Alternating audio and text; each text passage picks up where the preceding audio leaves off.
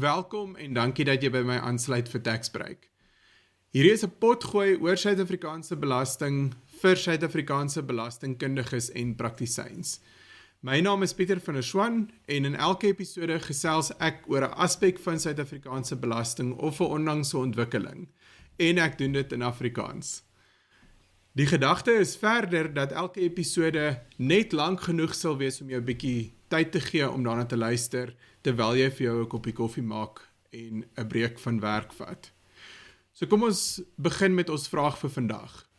Kan enige openbare weldaadsorganisasie 'n artikel 18A kwitansie uitreik? Miskien net gou weer om die Engelse en die Afrikaanse terme met mekaar te versoen. So openbare weldaadsorganisasie is in Engels 'n Public Benefit Organisation, of dan nou soos wat dit eintlik maar beter bekend staan, 'n PBO in die afgekorte vorm. Nou die antwoord op ons vraag is 'n definitiewe nee, maar kom ons gaan 'n bietjie dieper in die detail oor hoekom dit so is. Voordat ons gaan kyk na hoe die OWO-stelsel werk, dink ek, kom ons vra eers die vraag, wat is hierdie artikel 18A waaroor die kwitansie gaan?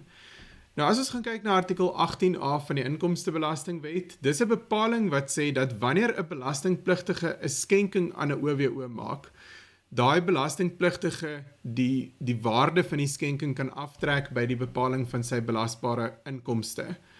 So effektiewelik wat dit doen is die skenking word uit voorbelaste inkomste eerder as nabelaste inkomste gemaak.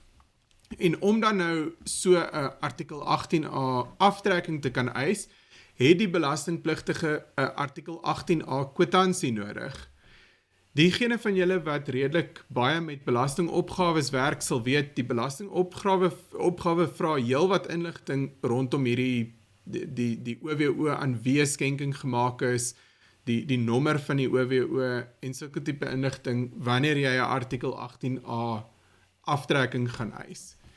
Goed, so terug by ons vraag, hoekom kan alle OWO's dan nie hierdie aftrekke, hierdie 18A kwitansies toestaan nie? So ek dink om hierdie vraag te antwoord is dit nodig om die groter OWO-stelsel dalk te oorweeg. Nou, SARS mag 'n entiteit goedkeur as 'n OWO as dit aan die vereistes voldoen wat uiteengesit word in artikel 30 van die Inkomstebelastingwet. En een van hierdie kriteria is dat die entiteit openbare weldaadaktiwiteite moet beoefen. So weer eens, miskien as ons die Engels gebruik wat so bietjie meer bekend is, die entiteit moet public benefit activities beoefen. Nou as ons gaan kyk na wat is public benefit activities, aanvanklik toe die OWO-stelsel ingekom het, was dit iets wat die minister gepubliseer het in 'n lys, en daai lys het in die tussentyd nou oorgeskuif na die 9de bylaag van die Inkomstebelastingwet. So in deel 1 van die 9de bylaag van die Inkomstebelastingwet vind ons die lys van al hierdie openbare weldaadaktiwiteite. En as 'n entiteit dan nou sulke aktiwiteite beoefen en aan die res van artikel 30 se vereistes voldoen, dan kan dit goedgekeur word as 'n OWO. So wat beteken dit buiten om artikel 18A kwitansies te kan gaan uitreik om goedgekeur te wees as 'n OWO? Die eerste belangrike ding is 'n entiteit wat goedgekeur is as 'n OWO het 'n vrystelling van inkomstebelasting vir enige inkomste wat nie uit handels- en besigheidsaktiwiteite ontvang word nie. Artikel 10(1)(c)(n van die Inkomstebelastingwet maak ook voorsiening dat daar sekere handels- en besigheidsinkomste is wat vrygestel kan wees, maar ek dink die detail van daai artikel is 'n onderwerp vir 'n ander dag. Die tweede gevolg as 'n entiteit as 'n OWO goedgekeur is dat wanneer persone skenkings aan so 'n OWO maak, is die skenkings vrygestel van skenkingsbelasting vir die party wat die skenking gemaak het. Nou goed, binne in die groter stelsel van die 9de bylaag vind ons dan nou ook 'n tweede lys, so die deel 2 van die 9de bylaag. En deel 2 het 'n baie meer beperkte lys van aktiwiteite. Dit sluit byvoorbeeld sportaktiwiteite uit of geloofsaktiwiteite word uitgesluit. En wat dit dan nou beteken, deel 2 is gemik om te sê, maar die aktiwiteite wat in deel 2 gelys word, as daar skenkings gemaak word wat daai aktiwiteite gaan finansier, dan mag die OWO 'n artikel 18A kwitansie uitreik.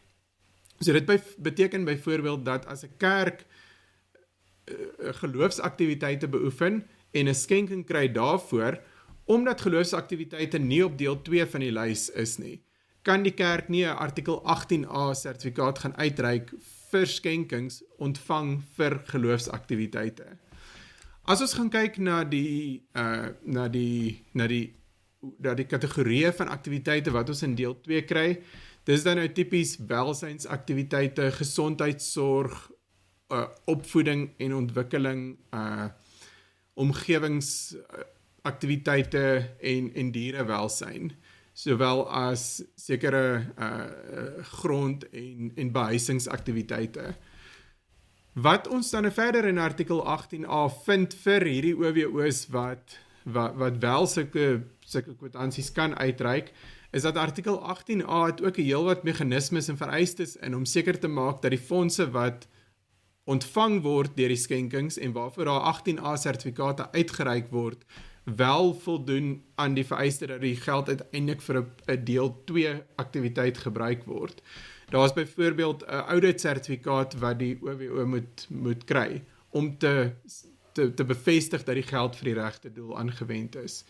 So ter afsluiting, ek dink ons kan vir mekaar sê alle OWO's is nie dieselfde nie. Die tipe OWO waarna mense aan die kyk is, hang af van die aktiwiteite wat hy beoefen en of hierdie aktiwiteite op deel 1 of deel 2 van die 9de bylaag verskyn. Dis dit vir vandag se episode. Baie dankie dat jy geluister het en as jy van hierdie potgooi gehou het, gaan sluit asseblief aan op jou potgooi platform en vertel al jou vriende en kollegas van die potgooi. As jy enige vrae het of voorstelle het vir toekomstige episodes, dan is jy welkom om vir my 'n e-pos te stuur. My e-posadres is in die notas tot die episode. En miskien maar net weer 'n herinnering, soos altyd, niks in hierdie potgooi is bedoel om belastingadvies te wees of om 'n plaasvervanger vir feitspesifieke belastingadvies te wees nie. Tot volgende keer. Totsiens.